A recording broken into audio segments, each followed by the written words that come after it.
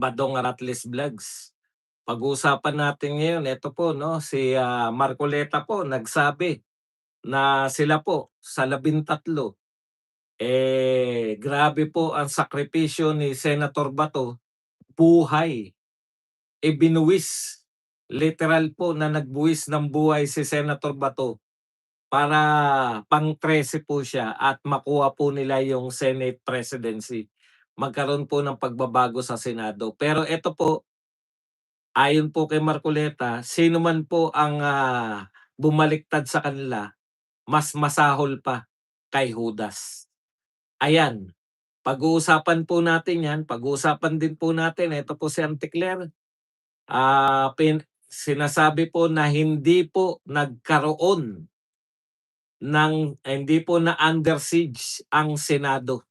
Marunong ka pa Auntie Claire, marunong ka pa sa mga senador. Sila yung naroon, sila po yung, na-under siege at si, Erwin Tulfo, napakatapang, tumapang na po pagkatapos po ng lahat tsaka po tumapang. Kino-question po ang liderato, talaga bang nagkaroon ng under siege? Na-under siege po ba ang Senado o ito ay gawa-gawa lamang? Yan po mga paglilingkod natin at iba pa pong mga balita. Pero bago yan, kung bago ka pa lang dito sa ating channel, mag-subscribe ka na. Dahil ito lang ang tanging channel na may kinikilingan, may pinapanigan, una sa balita, uli sa impormasyon.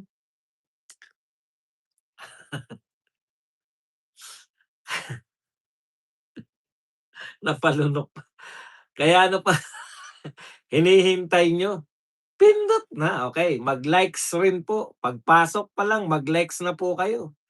I-share nyo rin po 'tong mga videos natin kung kaya nyo pong mag-share sa inyong iba't ibang, social media. Ayan, alam po ninyo,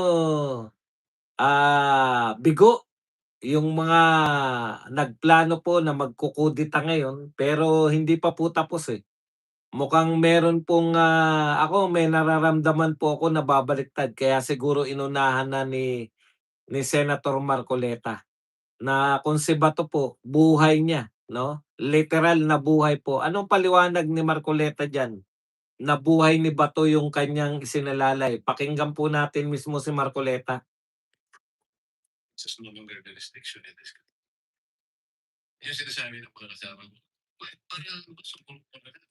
Anyway, you can exhaust all remedies under the law. What remedies are you talking to?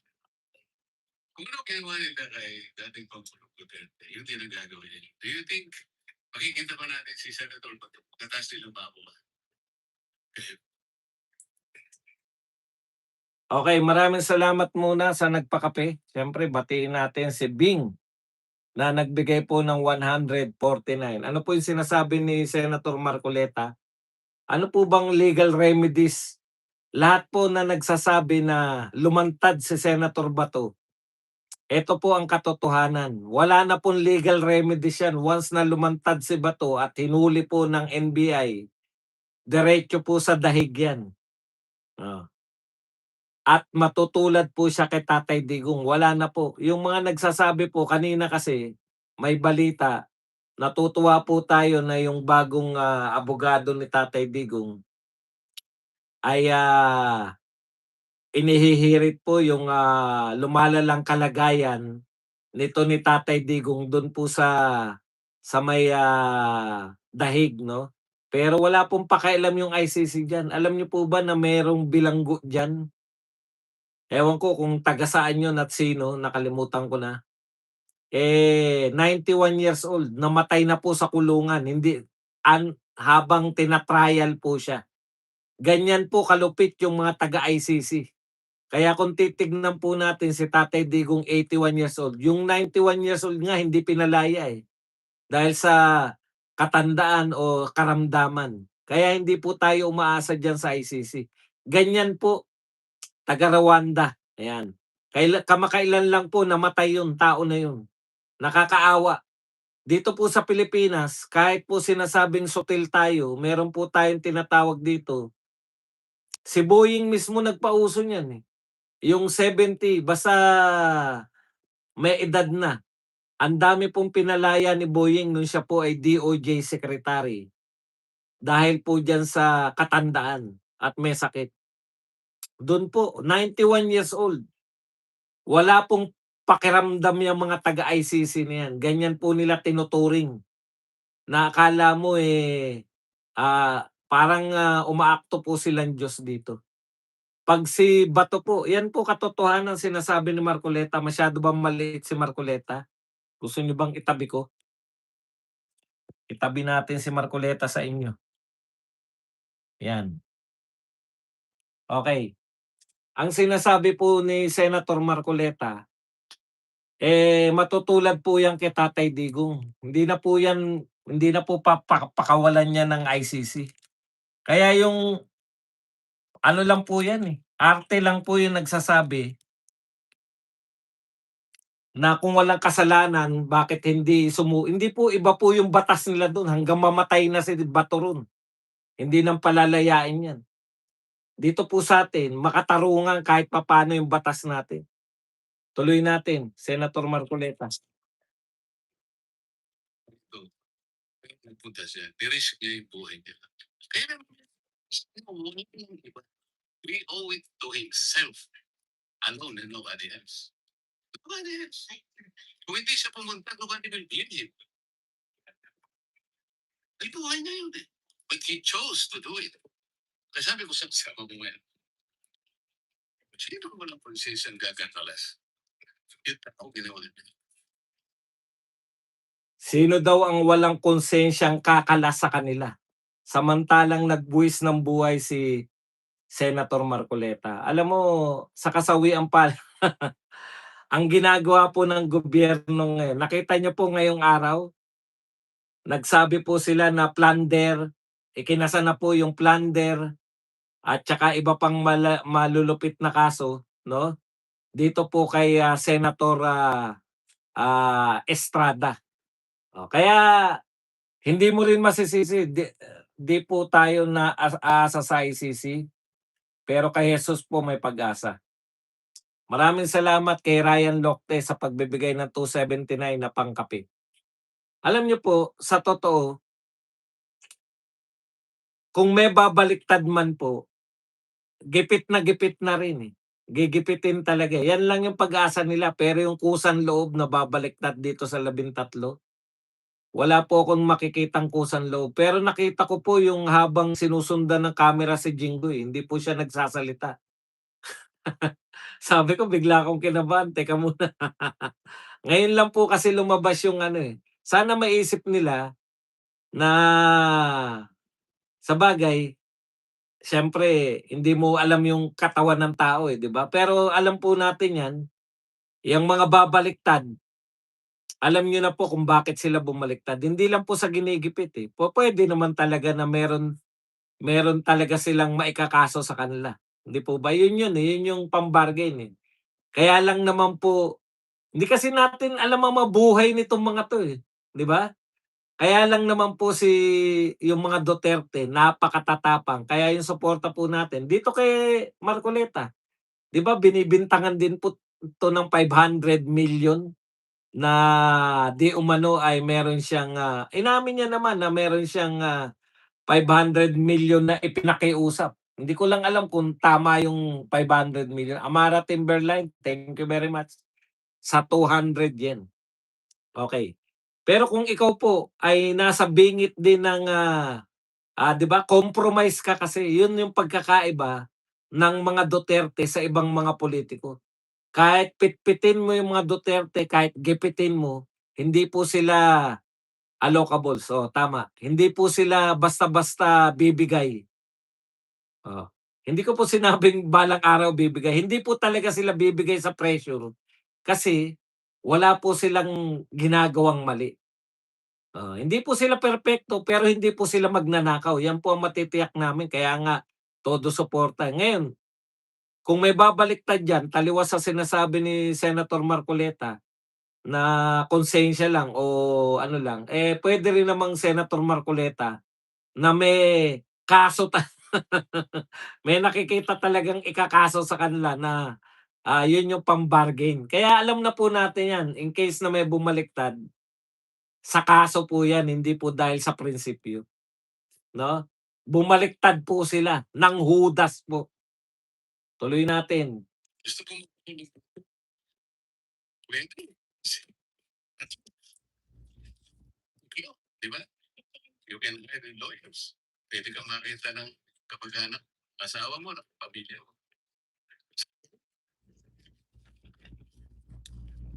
Mas tutulong sa iyo. Ako na, sa wala na sabihin natin. Sinabi ko na ako eh. Pwede ba? I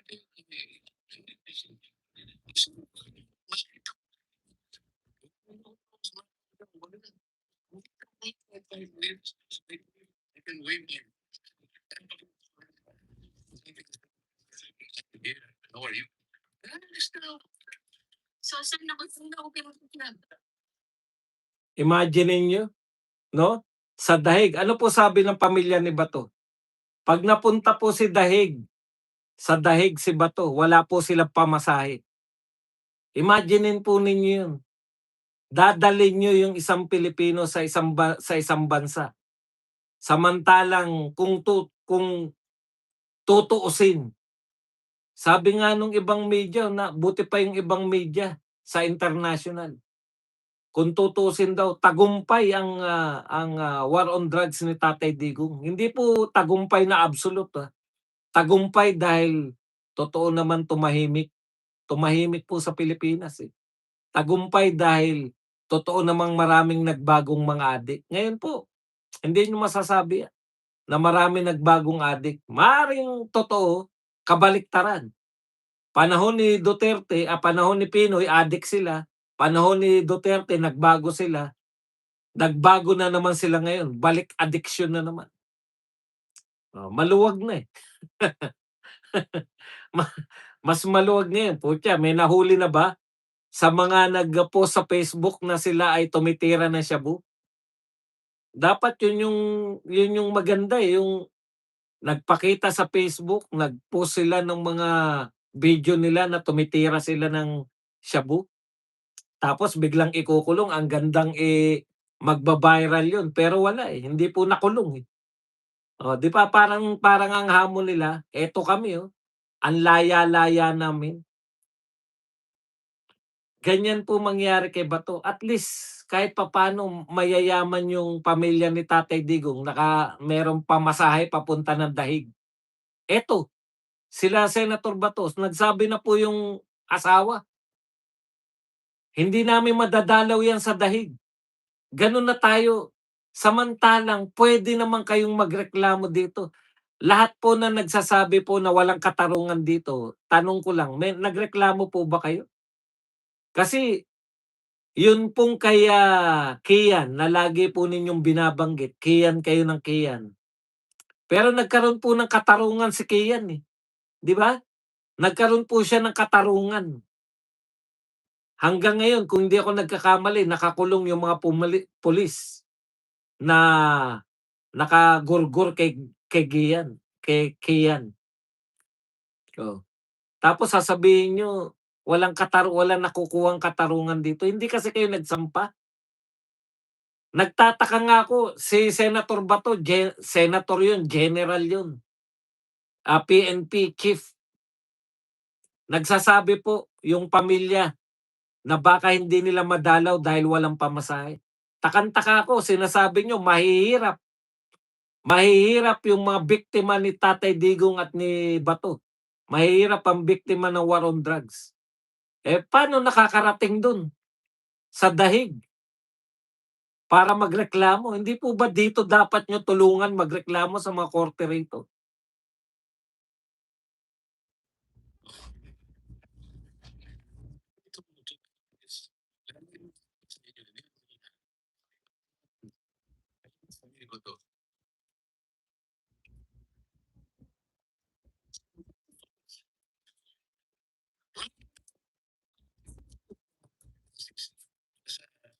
Yung statue.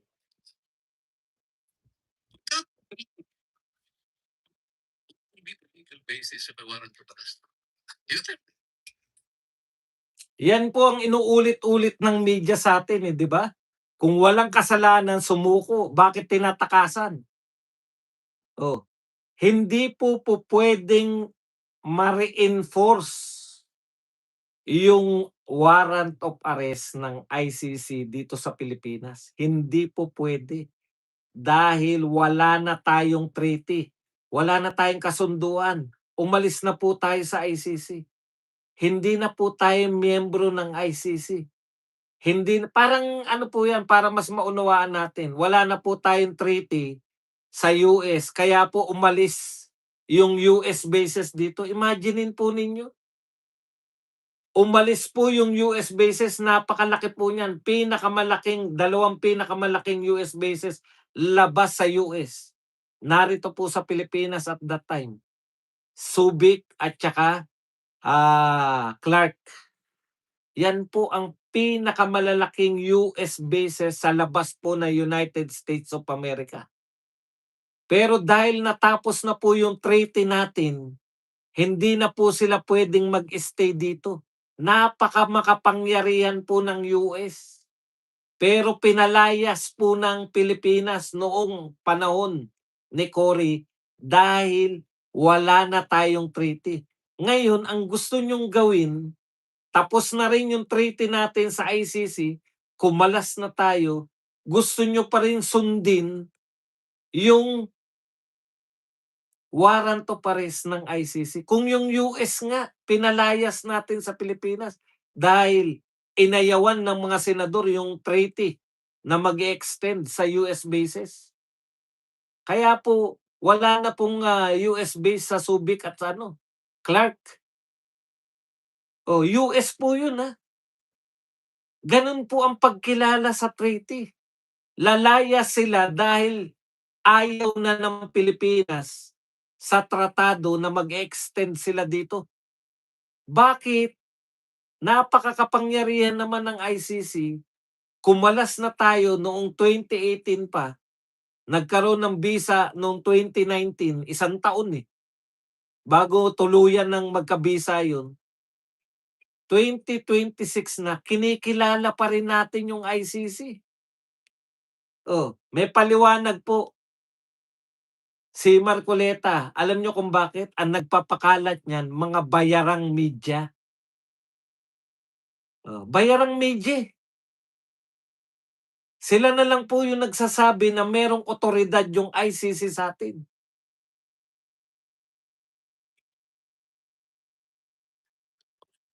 Walang sumunod. Yung mga abogadong nagsasalita ng salita.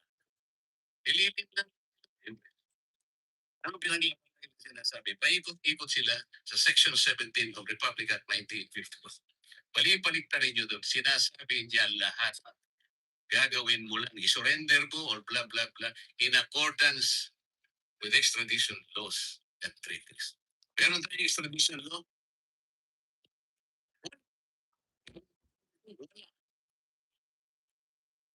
Ang linaw ng paliwanag ni Senator Marcoleta eh. Bakit po tayo nalilito? Kasi nakikinig tayo katulad sa mga Dean Santa Maria na yan, sa mga abogado na ang purpose po nila manlin lang. Nakakahiya nga si Dean Santa Maria eh.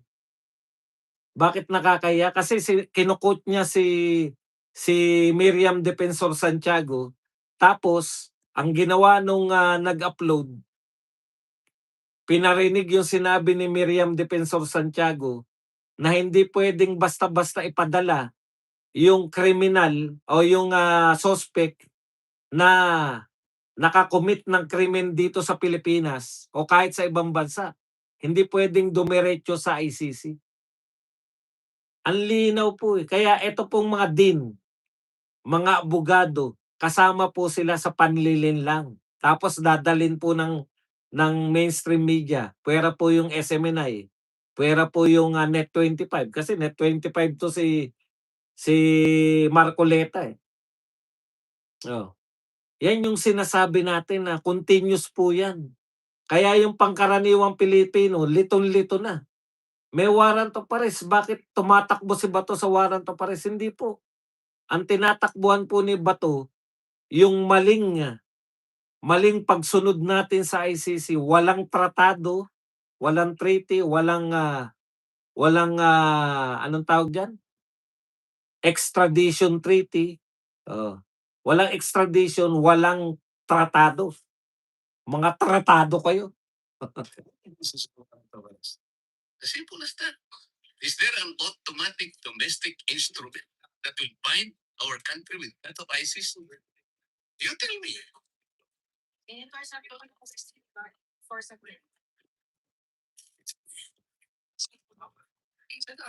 What happened Wednesday? Sa tingin mo na solidify lalo yun? Ha? Solidify yung kasamahan ng survey. What happened? Pasensya ba si Senator Miguel? Ang sabi niyo Yun ang totoo eh. Sabi ko nga, ito lang ang takeover. Ang blessing sa Malacanang. Lahat ng takeover, may blessing. Pero ito, hindi nila alam to. Ang taon ng buwis ng buhay, yun ang importante. Buhay nito. So, ano, ang digay nag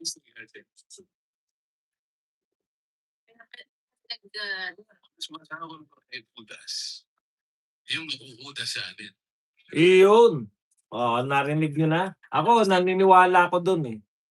Yung manghuhudas po sa 13, mas masahol pa kay Judas kasi sabi po ni Senator Marcoleta, si Bato nga nagbuwis ng buhay para lang makisama sa atin. Hindi niya na po kinakailangan eh, 'di ba? Pwede na siyang magtago. Kung hindi po, wala ba naririnig? Wala kang naririnig? Bakit wala namang ibang umaangal? Crazy, baka ikaw lang ang ano, baka ano lang yung ano mo, baka ano mo lang yung ano, yung volume mo lang. Kasi alam ko yan 'pag walang naririnig, 'pag walang volume, lahat yan aangat. Lakasan mo lang yung volume mo. Okey. So yan po, alam niyo ang sarap dito ako bilib na bilib kay Senator Marcoleta, eh. Alam niyo kung ano kaya nabibiliban ko kay Senator Marcoleta? Ang talino niya. Kaya niyang pero yung talino niya hindi niya po inaano, yung, anong tawag dun? Hindi niya ipinangangalandakan na matalino ko at, bahala kayo kaya niyo ko hindi naiintindihan kasi mga bobo kayo, hindi po gano'n, eh. Eto po yung sumusunod, 'no?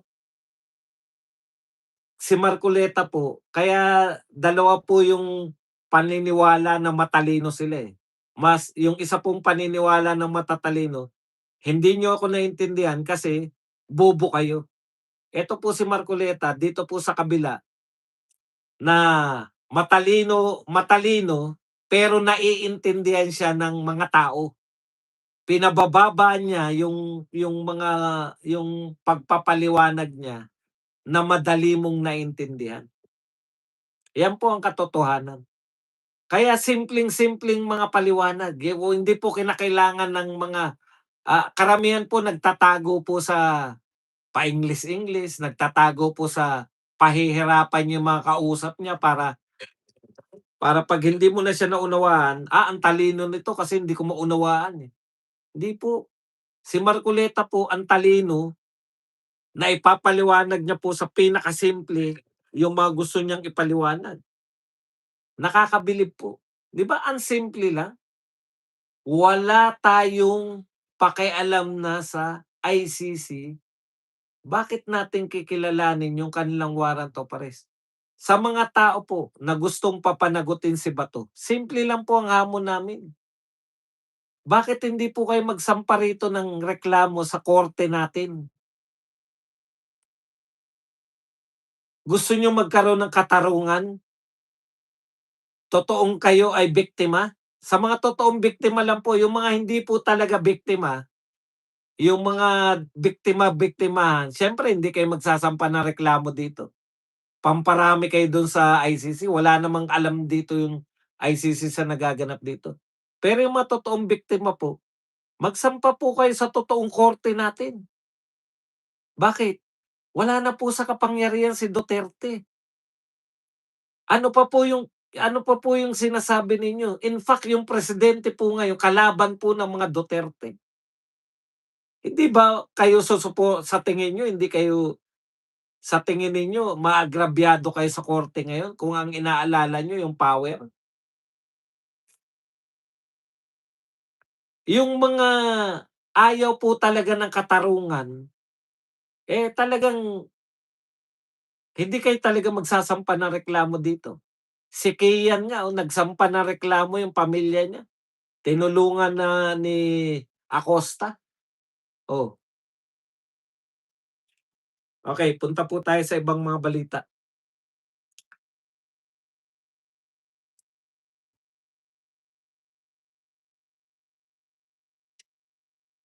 Ayon po kay, Doktor Mata, nung naging Senate President si Cayetano, pakiramdam ng DDS parang nanalo ng loto. Ang mga DDH, yung mga Duterte diehard haters, parang nasunugan ng bahay. Galit na galit, di ba? Nagkakagulo daw sa Senado. Tapos na po yung kaguluhan sa Senado, 'di ba? Wala na po kayong masasabi na kaguluhan dahil tapos na. Hindi po sila nakaporma, ika nga. Okay, eto pa po, si Trillanes, hindi na po nakatiis si Honasan. Sabi po ni Honasan, "Trillanes, bakit ka nandoon? Sino ka? Sino nag-utos sa'yo na pumunta roon? Ano ang authority mo? Ano ang dokumentong na magpapatunay na may karapatan kang nandoon?" Alam po ninyo, eto po, takang-taka tayo sa mga media. Wala pong nagtatanong niyan. Ano ang otoridad ni parang tinanggap na lang ng media na okey na yan si Trillanes, buti nga may napapakulong. Ano nga ba talaga ang katungkulan ni Trillanes? Bakit siya nagpapakulong? Bakit siya nag-uutos sa NBI na 'pag lumabas si Aplaska hulihin? Bakit po siya nag-a-announce ng isusunod na magkakaroon ng warrant of arrest ay si Bongo at saka si, Albayalde? Ano po ba talaga si Trillanes? Alam mo, Mr. President, parang daig pa kayo ni Trillanes, parang si Trillanes pa po ang presidente natin, eh. Lahat ng issue nagsasalita si Trillanes, kayo pasundot-sundot lang sa mga issues, eh. At saka hindi po siya nangingimi na mag-utos. Hindi po siya nangingimi na banatan yung inyong mga sekretary. Biruin niyo, nakikipagbanatan kay kay, John Vic Remulla. O Father Flavi, ibang banatan 'to, baka tulo laway ka na agad. Nakikipagbanatan kay John Vic. Mr. President, kailan pa? Okay. Tapos yung media natin nakakabilib, 'no? Tanggap nila bawat pagsasalita ni Trillanes. Mas marami pa po si Trillanes, mas marami pa pong sa media si Trillanes kaysa sa mga secretaries. Hindi nga na natin nakikita yung DOJ, eh. Mas marami pa pong sinasabi si Trillanes na utos sa NBI kaysa sa DOJ. Alam niyo po ba yung DOJ, under niya yung NBI? Pero kung pakikinggan niyo po, panonoorin niyo yung mga media natin, parang yung NBI under ni Trillanes, eh. Ni hindi niyo nga kilala yung DOJ, 'di ba?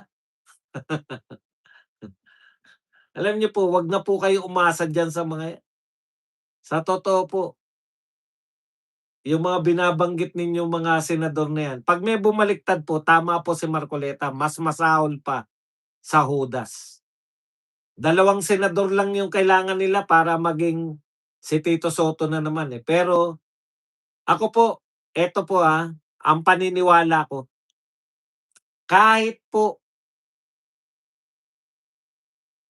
yung impeachment, kahit po magkapalitan po ng Senado, Senate President,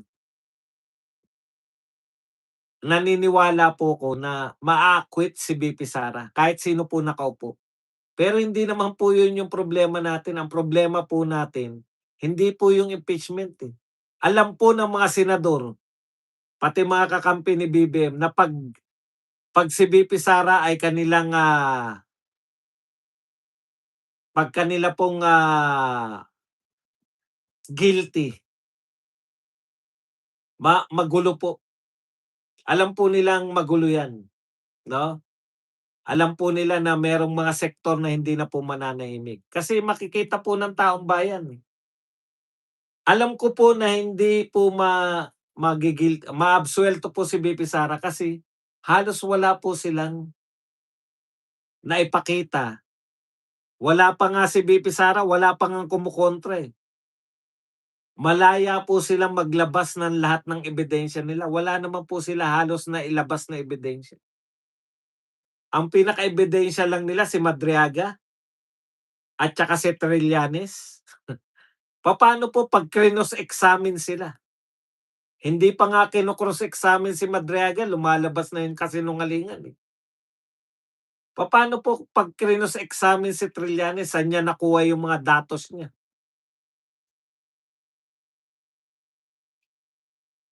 Tandaan niyo po, ang illegal na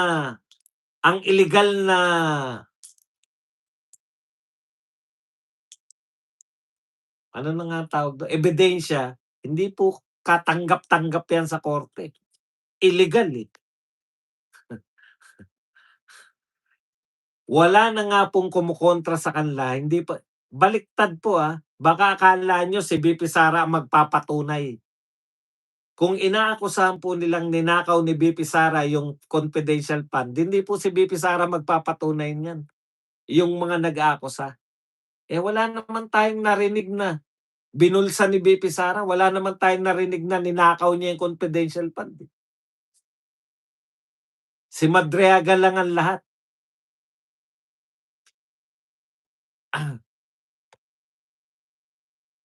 Okay.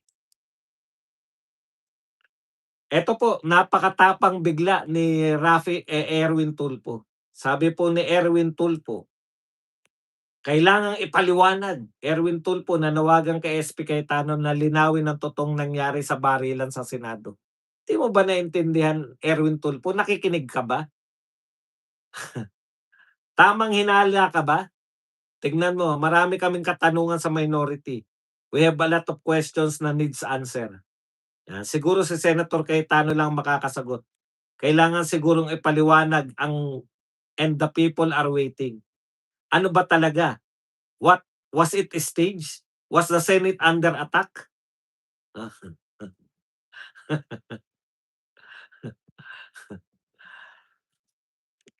Kami nga dapat magtanong sa inyo eh. 'Di ba? Senator Erwin, nasan ka nung nagkaputukan? Bakit nagkataon na lahat kayong minority ay wala? Nasan kayo nung nagkaputukan? Yun yung question namin eh.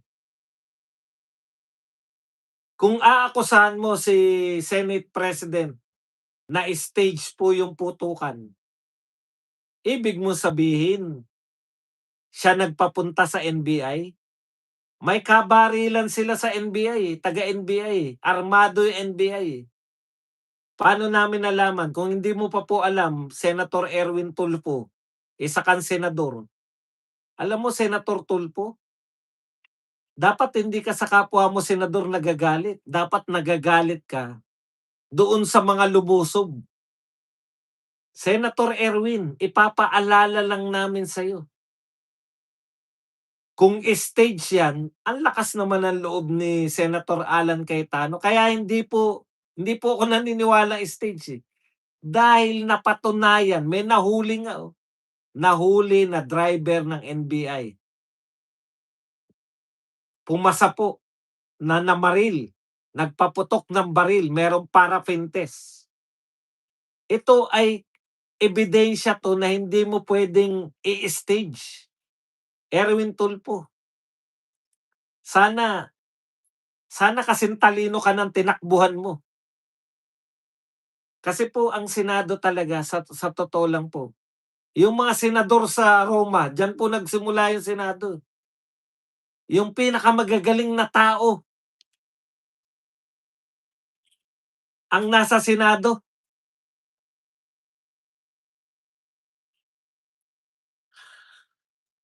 Sana, Erwin Tulfo, kasing galing ka ng tinakbuhan mo. Hindi ka ba naniniwala sa ebidensya? 'Pag scientific evidence po, ang nakakaduda lang po na ebidensya yung testimonya. Kasi testimonya lang yan, eh. Father Flavi, putukan ng baril 'to, Oo nga, Father Flavi, putukan 'to, baril, Baka iba na naman iniisip mo. Okey. Senator Erwin Tulfo, 'pag scientific po katulad po niyan, paraffin test, mahirap pong i-stage yung paraffin test. Para po masabi mo na stage yung nangyari, kinakailangan napapunta ni Cayetano yung mga NBI sumunod sa script niya. Sa tingin mo si Matibag papayag sa script ni Cayetano? Kung walang script si Cayetano, kung hindi siya yung nag-stage na script, paano mo sasabihin na gawa-gawa lang o in-stage lang? Kayo nga ang eto balikan namin kayo mga mamamayan, naroon kami sa labas, eh. Wala na pala ang lahat ng mga minority. Ano ibig sabihin? Walang nagtimbre sa inyo? Kusa lang kayong naglaho? Naglaho kayo before putukan? Nagkataon lang? Bakit hindi po puwedeng magkataon? Kasi darating, nagsabi yung mga taga-Congress, darating yung kanilang, impeachment, yung kanilang articles of impeachment, darating. So, walang nagpaiwan sa inyo, walang interesadong tignan kung ano yung, dala-dala ng mga congressman? Kayo ang dapat questionin, hindi yung si Cayetano na pagbibintangan yung stage. Parang 'tong mga bayarang media, sila pa yung nagtanong, sila na yung umiiyak nung nagkaputukan, yung humihiyaw na umiiyak.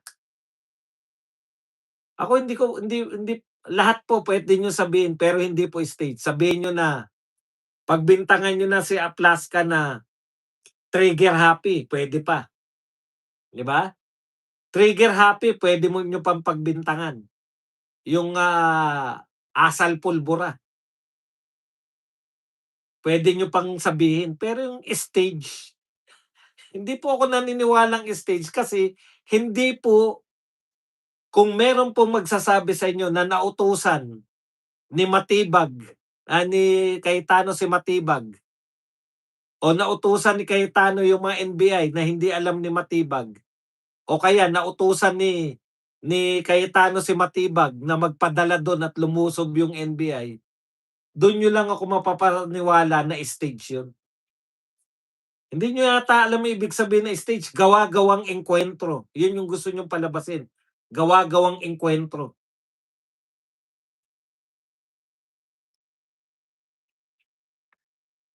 Puwede bang gawa-gawa yun?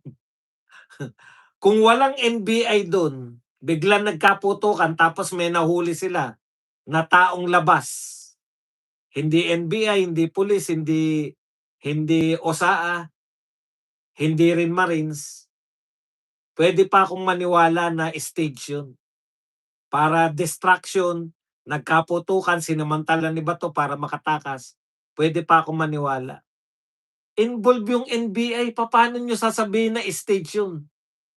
Oh, may nanliling lang po, may nanliling lang po sa inyo at ang unang nalinlang si Erwin Tulfo na supposedly senador.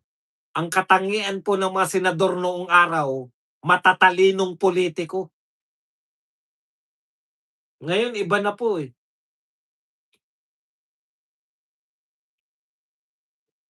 Ibalik ninyo, tama, ibalik niyo yung dignidad ng Senado. Ibalik po ninyo. 'Wag na kayong bumoto ng mga antatapang sa pambarangay na issue.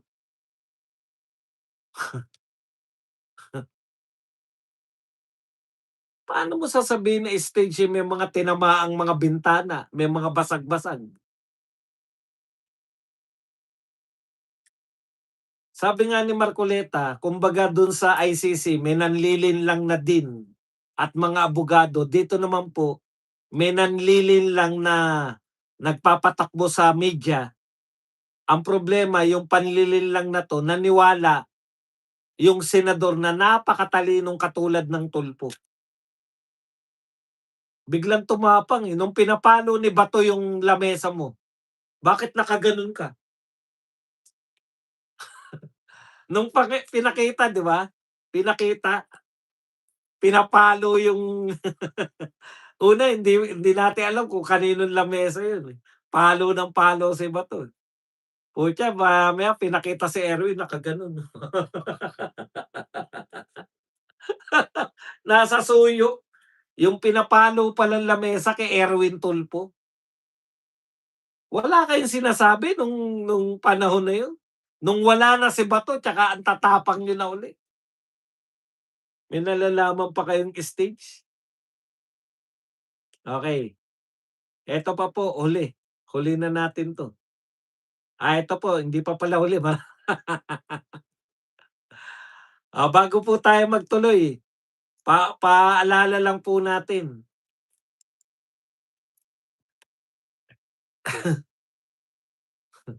Nak ng pupa, senador na kayo naniwala pa kayo na stage, ibang klase rin. Ibang klase talaga 'pag mga Tulfo, ang huhusay niyo. Anak kayo ng tatay niyo. Mahuhusay talaga kayong mga Tulfo kayo.